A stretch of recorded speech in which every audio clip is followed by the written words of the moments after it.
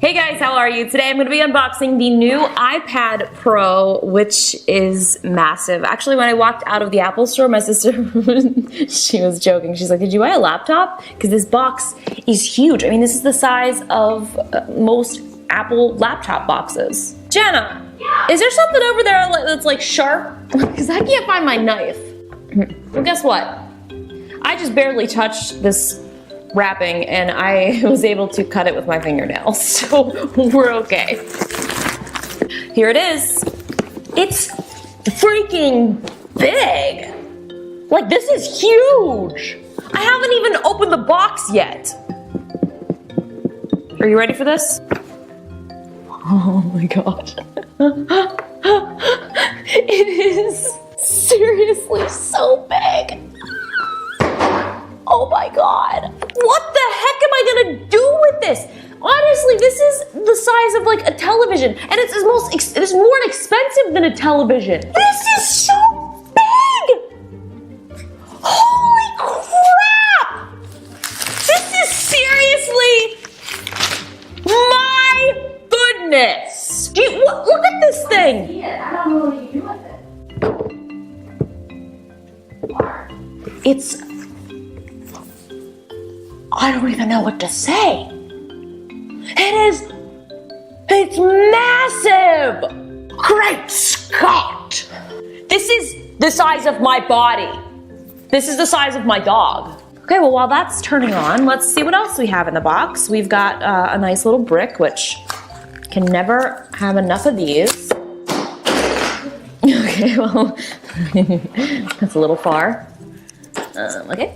So this time around, Apple did something a little bit different. Usually they have different models in the cellular version, but they only have one model in the cellular version, and that is the 128 gig. So it also come in the 32, which you can get in Wi-Fi. And like most of the Apple finishes, you can get it in the silver, the space gray, and the gold. I'm sad it's not the rose gold though, which I probably wouldn't have got it in anyway, because it's a little crazy. All right, so we're gonna do a size comparison of the new iPad Pro to a bunch of other Apple products, and let's see how they all sort of shape up. iPad Pro in comparison to the 15-inch MacBook.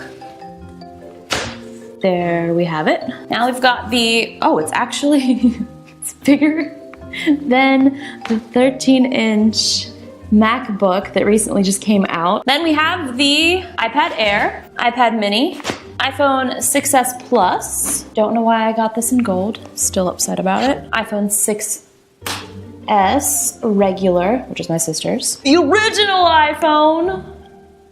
And the Apple Watch. So here is how they all stack up. Kind of incredible. So let's start this thing up. Oh, it's saying hello. Hello to you, my friend. Touch ID. Okay. This is so big. Oh my god. Look at this fingerprint. I am like beyond in shock at how big this thing is. I picked up one of the white silicone cases to match the case that I have on my other iPhone, which is kind of crazy because I just bought this one, and the previous version of the silicone cases had an all white case, and now they put a dark gray Apple logo on it. I don't think it looks good at all. When I opened up the packaging of this one, I was like, what is this? What are you doing? And they did the same thing on this one too. It's not very Apple-like. It doesn't match. Okay. Oh my god, this is hard to open. Oh, it's actually not hard at all. All you do is pull this tab. There. Oops.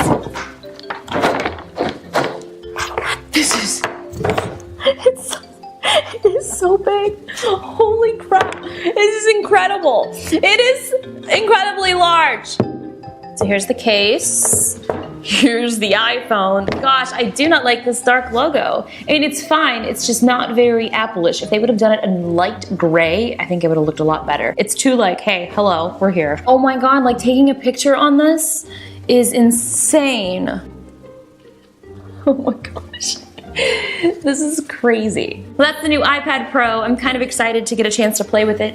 The smart keyboard does not come for another week or two, And the pencil also will be here, I think in maybe like 4 or 5 days. So I'll be sure as soon as I get that to do a little review and show you guys how that works. I'm kind of excited for this because I think this is a device that is not necessarily for everyone. This is going to be something for people who might not decide to ever get a laptop. So this would probably replace that. Also for artists and illustrators and things like that, it's going to be great for because it does work with a pencil, and the pencil only will work on the iPad Pro. We have Force Touch? There's no Force Touch? Oh man.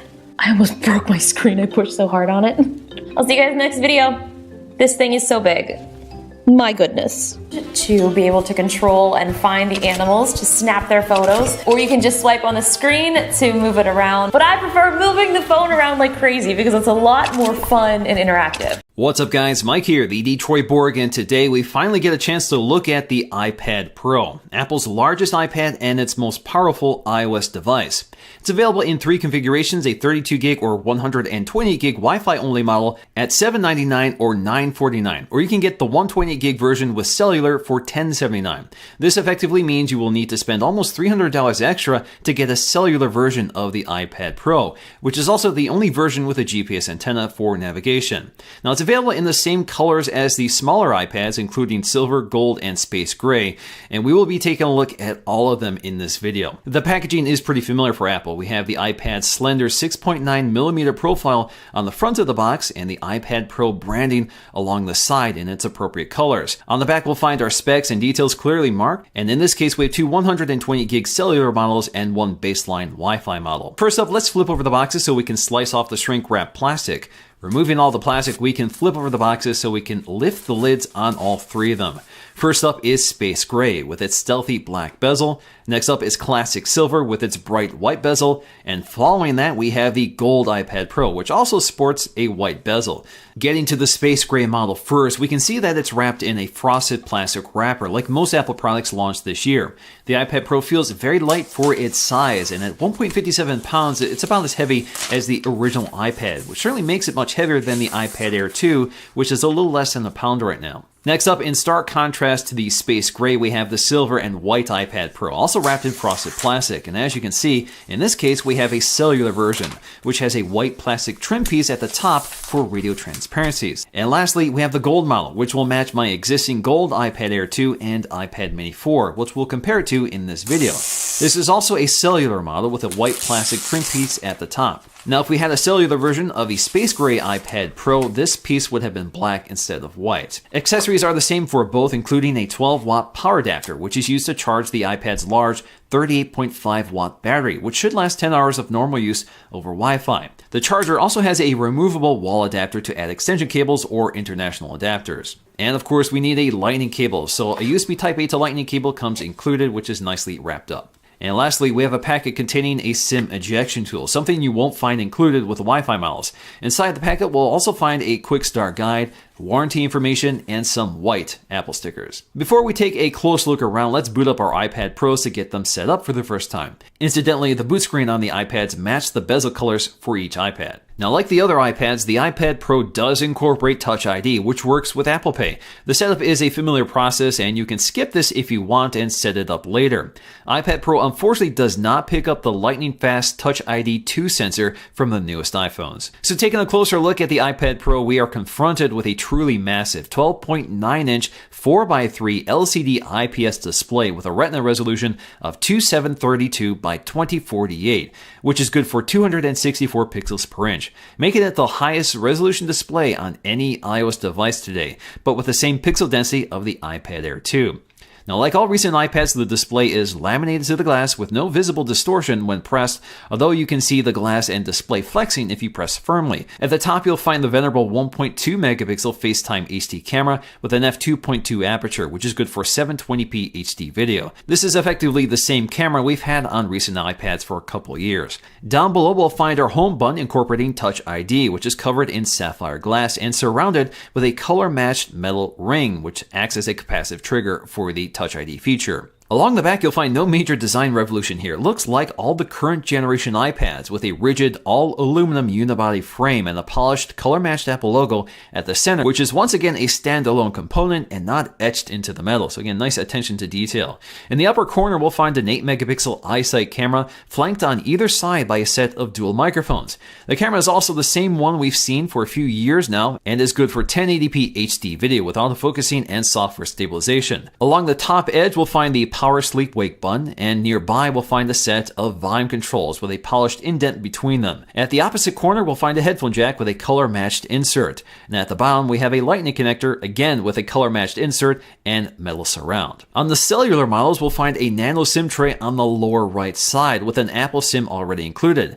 This SIM can actually be used to activate a number of services, so you don't need to purchase a specific SIM for each carrier. You can basically set this up under settings. The iPad Pro also features a radically different speaker design than previous iPads, with speakers at all four corners. The iPad actually has resonance chambers milled into the metal frame and covered with a carbon fiber cap. This creates a very dynamic soundscape and lower resonance, which creates a much fuller and immersive sound. The iPad can also adjust speaker output depending on orientation, which means the speakers always sound balanced. Now, with these resonance chambers, there is a noticeable amount of vibration in the chassis, especially with the speakers at higher volumes. And if you're holding the iPad in landscape orientation, this means your palms are near these speakers, which can distort the audio even with another set of speakers to compensate. Audio does sound really impressive, and it's certainly the best audio experience on any tablet today, but my only complaint is that audio sounds a bit distant or muffled and not as crisp and clear as a set of front-facing speakers. Also unique to the iPad Pro is a new Smart Connector, which is a set of pins integrated into the side of the iPad, which can provide a data and power connection to accessories, such as the official Apple keyboard case or third-party cases like this Logitech case. This means accessories don't need to provide their own power and no Bluetooth connection is needed. It's all powered by the iPad through this connection. This is particularly nice for backlit keyboards like this Logitech keyboard, which would otherwise have to be charged frequently in order to maintain that backlighting. In terms of specs, the iPad Pro is packing Apple's new A9X CPU, which is a dual-core processor clocked at around 2.25 GHz with 4 gigs of RAM. This leads to a very impressive Geekbench score, besting the single-core scores of the iPad Air 2 and the Mini 4 by a significant margin. Even the multi-core score clearly beats the triple-core A8X from the iPad Air 2. And believe it or not, the iPad Pro actually bests the MacBook by 1,000 points for both the single-core and multi-core score. iOS 9 is effectively the same experience on all iPads, but the screen real estate and processing power makes effective use of iOS 9's multitasking features.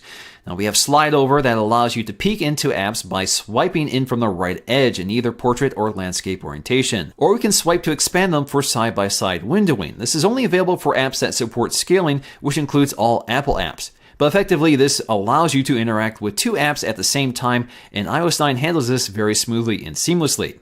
Perhaps the biggest software tweak for the iPad Pro is the new software keyboard, which is nearly the same size as a full-size Apple Magic Keyboard. That's because we have this large screen to work with. Now, this new software keyboard adds a number row at the top, in addition to conventional punctuation and function keys like Caps Lock and Tab. Effectively, it's nearly identical to a classic Apple Mac keyboard with a few tweaks and omissions. This makes it easier to type on the iPad Pro keyboard like a traditional keyboard, but it's still hard to get used to since there is no physical feedback, and it's hard to maintain your fingers near the home row without resting your tips on the glass. Unfortunately, especially in the iPad Pro's case, you can't split the keyboard for thumb reachability like you can on the iPad Air 2 and iPad Mini 4. The camera app doesn't add any new tricks from previous iPads. We still have time-lapse and 120 frames per second slow motion. We also have video, which is still at 1080p with pretty good software stabilization, but no continuous autofocusing while recording. The still camera does have a burst mode, but no live photo feature like the new iPhones. So in terms of camera quality, once again, we have an 8-megapixel iSight camera on the back. Again, an f2.4 aperture, but if you combine that with the new A8 image processor built into the chip, we get really good results here. So images come out really clear and crisp with good exposure and color reproduction, although color tends to be a little washed out here. That's also the case on the iPad Air 2. We also have pretty impressive low light performance here, especially for a tablet. So images come out relatively clear and smooth. The camera is able to find focus fairly quickly and accurately, and we don't see a lot of that artifacting or interference that happens when overprocessing low light images. Video also looks great here, so Apple has really good software stabilization. There's no optical image stabilization here, but we do get excellent results in terms of handheld video. The only problem with this camera is that we do not have continuous autofocusing, so you will have to tap the screen to adjust focus if you change your shot. But again, video comes out clear and crisp with good detail, color reproduction, and exposure. So overall, a great camera system, very much like the one on the iPad Air 2. The iPad Pro is a significantly larger tablet than the iPad Air 2, and especially the iPad Mini 4. In fact, the iPad Pro has 70% more screen real estate than the iPad Air 2. Now, compared to some of Apple's laptops, the 4x3 iPad display is actually much larger than that of the MacBook, and it's closer to a 13-inch MacBook Pro. And once you start adding keyboard accessories, this actually turns into a fairly large laptop. We also get a host of new accessories for the iPad Pro. The two biggest ones are the Smart Keyboard. We're going to have to take a look at this in a separate video because it's not launching alongside the iPad Pro in retail stores. We also have the Apple Pencil, which is a stylus designed specifically for the more sensitive touchscreen of the iPad Pro. Again, we'll take a look at that in a separate video. We do get some cases for the iPad Pro, including a silicone case available for $79 in charcoal gray or white. We can also pick up a matching smart cover for $59, and just like other iPads, it magnetically attaches to the side of the iPad and folds up and puts the iPad to sleep or wakes it up. Ultimately, the iPad Pro is a tough one to categorize. It means different things to different people. For me, it's a laptop with LTE and a touchscreen. To others, it's a digital sketch pad or a bigger display for media consumption and gaming. But ultimately, it's a more powerful tool than before, but its size and heft means it's not really just a larger iPad Air. Using the iPad Pro is a very different experience. So the challenge for an iPad shopper is to determine what they need or what they want from their tablet or laptop. Alright guys, so before I go, what I want to know from you guys is how would you use your iPad Pro? Let me know in the comment section below. Alright guys, so that's going to do for me in this video. Hope you guys enjoyed it. Thanks for watching, and I'll see you again in the next video.